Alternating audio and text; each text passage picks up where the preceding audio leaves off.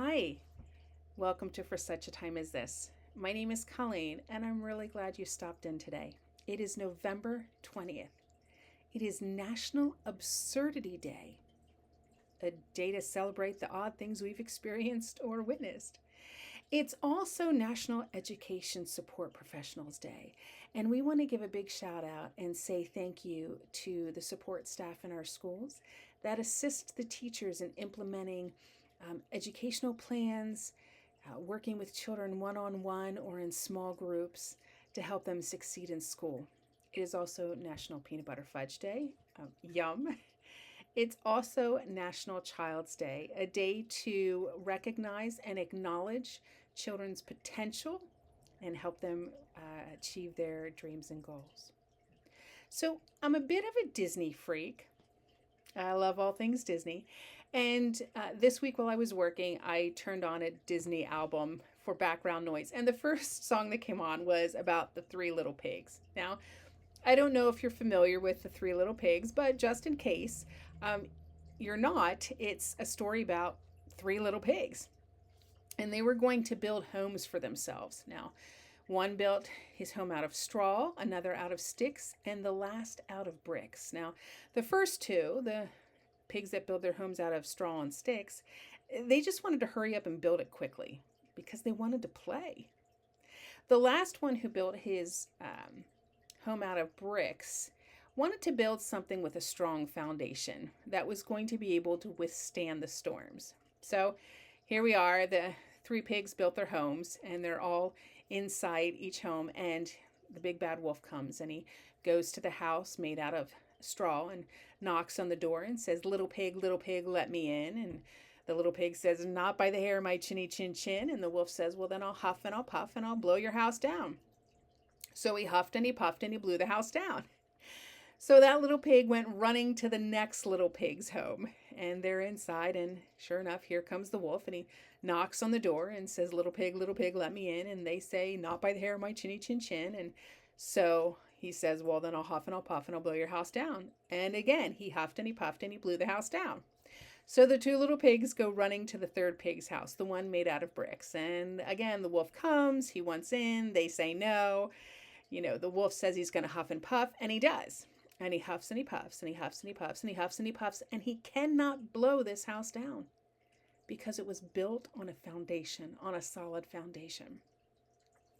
And it just made me think about life in general, the storms that come at us.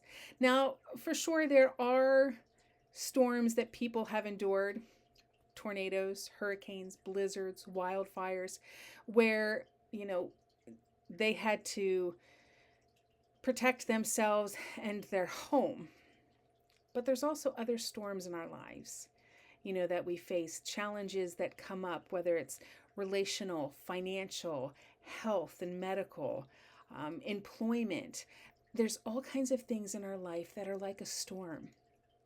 And the question is, have we built our life, our faith, on a foundation that can withstand those discouraging and scary moments? In the book of Matthew, chapter 7, Jesus talks about this. And he says, therefore, everyone who hears these words of mine and puts them into practice is like a wise man who built his house on the rock. The rain came down, the streams rose, and the winds blew and beat against that house, yet it did not fall because it had its foundation on the rock.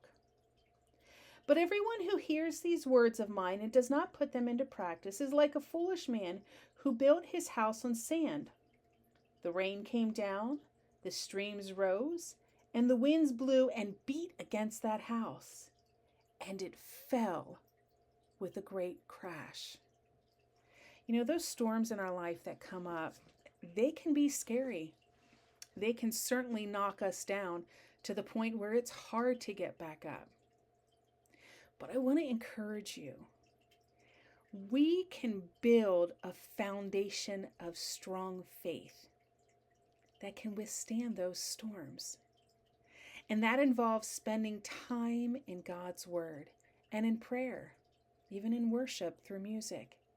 Reading His Word regularly reminds us of who He is, His power, His strength, that He's all-knowing, that He's everywhere, that He's with you at all times.